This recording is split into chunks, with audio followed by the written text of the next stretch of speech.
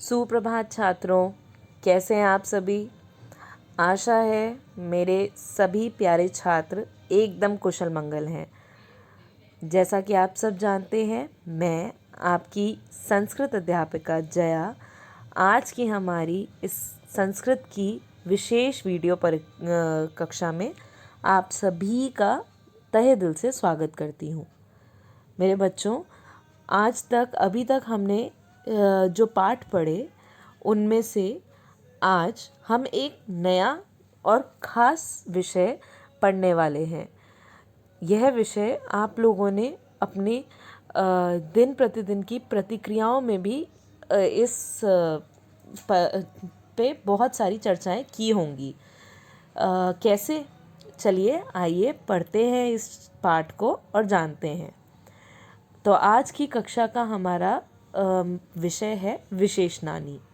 बच्चों, विशेषण कुछ ऐसे शब्द होते हैं जो आप अपनी रोज़मर्रा की ज़िंदगी में इस्तेमाल करते हैं। जैसे कि अगर आपने कोई सुंदर सी ड्रेस देखी तो आप अपनी मम्मा को बोलते हैं, मम्मा ये देखो ये कितनी सुंदर ड्रेस है। यहाँ कोई अगर हाथी जाते हुए देखते हो तो बोलते हो ना, मम्मा वो देखो वो एक मोटा सा हाथी जा रहा है। या फिर कोई अगर कहीं आप किसी टीवी पे कभी कोई चॉकलेट देखते हो तो कहते हो, मम्मा ये तो बहुत टेस्टी वाली चॉकलेट है। तो बच्चों, ये जो जितनी भी आप अच्छी क्वालिटीज़, बुरी क्वालिटीज़ या कोई भी क्वालिटी किसी चीज़ की बताते हो, उसे हम अपनी हर भाषा में, संस्कृत हो, इंग्लिश हो या हिंदी हो, उससे हम कहते हैं एडजेक्टिव्स, विशेषण या विशेषणानी। तो बच्चों, विशेषणानी वह शब्द होते हैं जो संज्ञा या सर्वनाम शब्दों के विशेषता बताते हैं। अब बच्चों आइए, ये तो था आपका एक जो प्रारूप आपके इस पाठ का। अब पाठ के अंदर चलते हैं आपकी पाठ्य पुस्तक में और जानते हैं कि विशेषणानी में आखिर पाठ में क्या दिया है। तो आइए चलिए शुरू करते हैं आज की कक्षा। शिक्षक, बच्चों कल आपने जंतुशाला का भ्रमण किया, वहाँ आपने क्या क्या देखा। अब बच्चे, ये एक आप देख सकते हैं, ये जो एक पिक्चर है ये एक कक्षा की है और एक टीचर अपने बच्चों से पूछ रहा है कि कल बच्चे ज़ू गए थे तो उन्होंने ज़ू में क्या क्या देखा। अब बच्चे ऑब्वियसली बता रहे हैं कि कुछ बच्चे बता रहे हैं हमने बर्ड्स देखे, पशु देखे, पक्षी देखे, और एक बच्चा बोल रहा है कि वहाँ पे एक विशालकाय हाथी देखा, भयानक शेर देखा। तो अब बच्चों, ये जो भयानक या विशालकाय जो बच्चे बता रहे हैं, ये आपके क्या हैं? ये हैं आपके विशेषण शब्द। तो इनका ध्यान रखिएगा, ये सब आपके विशेषण शब्द होते हैं बच्चों। जैसे आप देख सकते हैं, विशालकाय, भयानक, ये सब हमारे विशेषण शब्द हैं। और जो हाथी या शेर है, ये हमारे विशेष्य हैं। जिनकी विशेषता बताई जाती है वह विशेष्य होते हैं, यानी कि संज्ञा या सर्वनाम शब्दों को हम विशेष्य भी कहते हैं। ठीक है बच्चों। अब इसके बाद आते हैं हम, शिक्षक ने वही बोला बच्चों जो कि मैंने अभी आपको बताया कि जहाँ भी जो जो बातें, जो जो शब्द विशेषता बताते हैं वह विशेषण होते हैं। अब आइए हम एक कथा पढ़ेंगे। बच्चों, कथा पढ़ने से पहले मैं आपको एक बात बोलना चाहती हूँ। बच्चे, जो भी कथा मैं अभी ये वाली आपको बताऊँ, इससे पहले आप कॉपी और पेंसिल अपने पास रख लें और बच्चे एक एक शब्द का अनुवाद अपनी कॉपी में लिखते जाएं, क्योंकि ये कथा आपकी महत्वपूर्ण है एवं इसके ही कारण आपको संस्कृत के कई अनेक शब्दों का ज्ञान होगा और आपको संस्कृत में विशेषण का प्रयोग और विशेष्य का प्रयोग खास करके अच्छे से समझ आएगा। तो बच्चे प्लीज़ अपने हाथ में एक पेंसिल रखिए और जो भी आपको डिफ़िकल्ट वर्ड्स दिख रहे हैं उनका अर्थ मेरे बताने के बाद लिखते जाइए। ठीक है बच्चों, क्योंकि आपका ये पाठ बहुत ही महत्वपूर्ण है। तो आइए चलिए अब हम अपने इस कथा की ओर चलते हैं। बच्चों, वृकः का अर्थ क्या होता है? वृक होता है भेड़िया। ठीक है। इत्याद्यः, इति जमा आदि, ये आपकी संधि हो रखी है इसमें। इत्याद्यः ऐसे और कई जानवर हैं, संति मतलब हैं। एते सर्वे मांसाहारिणः प्राणिनः सन्ति। अब इसमें क्या है, एते यह, सर्वे सब, मांसाहारी, मांसाहारी कौन से जानवर होते हैं बच्चों, आपको पता है, नॉन वेजिटेरियन यानी कि आपके कार्निवोरस एनिमल्स। आपने इंग्लिश में पढ़ा हुआ है, साइंस में भी पढ़ा होगा। कार्निवोरस एनिमल्स कौन से होते हैं, जो आपके मांस खाते हैं। ठीक है बच्चों, प्राणिनः सन्ति, ये मांसाहारी प्राणी हैं। अत्र शाकाहारिणः जीवाः अपि सन्ति, यहाँ शाकाहारी दैट इज हर्बीवोर्स, जीवः अपि सन्ति, जानवर भी या जीव भी हैं। एतेषु पशुषु गजः, उष्ट्रः, अश्वः, मृगः इत्याद्यः सन्ति। वे कौन से जानवर हैं, ऐसे पशु हैं, गज, गज यानी हाथी, उष्ट्रः ऊंट, अश्वः घोड़ा, मृग हिरन, जैसे, इत्यादि जैसे, संति हैं। ठीक है, संति का मतलब क्या होता है, आपका अस धातु का बहुवचन है। ठीक है बच्चों।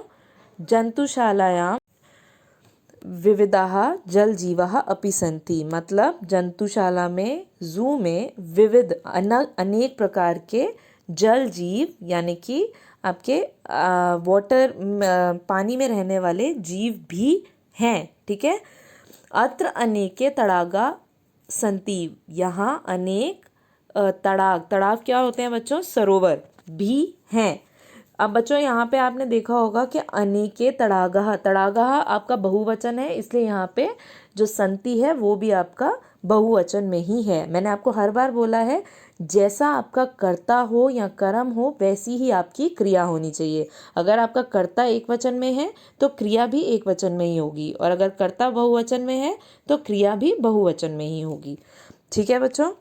तड़ागेषु श्वेतवर्णः वर्तिकः बहवे मत्स्याः लघुकायाः कूर्मः अपि सन्ति। तड़ाग में यानी कि सरोवर में श्वेत वर्ण, श्वेत वर्ण कौन सा होता है बच्चों, सफ़ेद रंग की वर्तिका, वर्तिका होती है बतख, हैं, बहवह बहुत सारी, मत्स्या मतलब मछलियां हैं, लघु काया छोटी काया या छोटे शरीर की, कूर्म, कूर्म हमारा होता है कछुआ, तो छोटे आकार के कछुए भी हैं। अत्र भयंकरः सर्पः अपि सन्ति, अत्र यहाँ भयंकर बहुत खतरनाक सर्प, सर्प मतलब सांप भी हैं। अत्र विविधाः पक्षिणः अपि सन्ति, यहाँ अनेक प्रकार के, विविध मैंने आपको ऊपर भी बताया था, विविध मतलब अलग अलग प्रकार के पक्षी भी हैं। अब बच्चों ये तो हो गई यहाँ की कहानी। अब आप लोग अगर कभी ज़ू गए हो तो प्लीज़ मुझे बताइएगा, आप लोगों ने अपने एक्सपीरियंस में, अपने लाइव एक्सपीरियंस में कभी भी ज़ू में क्या क्या देखा है। ठीक है बच्चों। और अगर आप लोगों ने नहीं देखा है तो प्लीज़ अपने मम्मी पापा के साथ एक बार जब भी हो पॉसिबल तो ज़ू ज़रूर देखिएगा, और मुझे बताइएगा कि आपने कौन से डिफरेंट एनिमल्स देखे होंगे। ठीक है। तो आइए अब दोबारा अपने चैप्टर पे चलते हैं। चैप्टर का ये कथा पढ़ने के बाद अब आप ध्यान से देखिए, यहाँ पे कुछ ऐसे शब्द हैं जिन्हें हाईलाइट किया हुआ है, आप देख सकते हैं। वो सारे शब्द आपके जैसे कि एका, अनेके, हिंसका, अहिंसका, ये सब शब्द हाईलाइटेड जो शब्द हैं ये क्या कर रहे हैं, ये आप देख रहे हैं, आपकी जो क्रिया है या जो आपका संज्ञा है उसकी आप विशेषता बता रहे हैं। तो बच्चों विशेषता बताने वाले शब्द मैंने आपको पहले भी बताया था, और हिंदी और इंग्लिश में हम पहले ही जानते हैं वह शब्द क्या कहलाते हैं, विशेषण। तो ये आपकी जो डेफिनेशन है प्लीज़ इसे नोट कर लीजिए। संज्ञा या सर्वनाम की विशेषता बतलाने वाले शब्दों को विशेषण कहते हैं, और इसी के साथ जो शब्द विशेषता, जिनकी विशेषता बताई जाती है उन्हें हम क्या कहते हैं, विशेष्य। तो ये डेफिनेशन आप परिभाषा अच्छे से अपनी कॉपी में इस कथा को लिखने के बाद, ये जो ऊपर हमने अभी कथा डिस्कस करी है इसकी हिंदी अपनी कॉपी में लिखने के बाद ये डेफिनेशन आप उस कथा के अनुवाद के नीचे ही लिखेंगे। ठीक है बच्चों। अब आइए बच्चों अगले पृष्ठ पे, आप देख रहे हैं यहाँ पे आपको अलग अलग प्रकार के विशेषण और विशेष्य दोनों ही दे रखे हैं।